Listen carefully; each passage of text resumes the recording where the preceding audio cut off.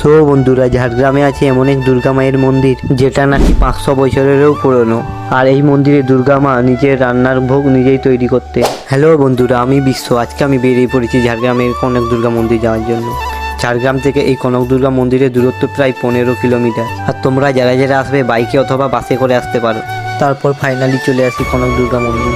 ঢুকতেই প্রবেশদ্বারে দেখতে পাবে এরকম সুন্দর একটি গেট। তোমরা হয়তো অনেকেই এখান থেকে ঘুরে গেছো, কিন্তু যারা এখানে একবারও আসনি তারা এখানে গিয়ে ঘুরে আসতে পারো। আর আমি গিয়েছিলাম সরস্বতী পুজোর দিন, তাই এত ভিড় ছিল। তবে এইখানে এলে হাতে কিছু কোনো খাবারের প্যাকেট নিয়ে আসবে না, কারণ এখানে প্রচুর বানর রয়েছে। তারপর ফাইনালি চলে আসি মন্দিরের কাছে। ওখানে গিয়েই প্রথমে তোমরা কনক দুর্গা মায়ের দর্শন করে নাও, চাইলে তোমরা পুজোও দিতে পারো। আর এই মন্দিরে দুর্গা মা নাকি নিজের রান্নার ভোগ নিজেই তৈরি করতে। আমরা ছোটবেলায় বইতে যে ডুলুং নদীর কথা পড়েছি, তোমরা আসলে এখানে সেই ডুলুং নদী দেখতে পাবে। মনে হবে কোনো এক অ্যাডভেঞ্চারিং জায়গায় চলে এসেছি। আর প্রকৃতি প্রেমীদের জন্য একদম পারফেক্ট ডেস্টিনেশন।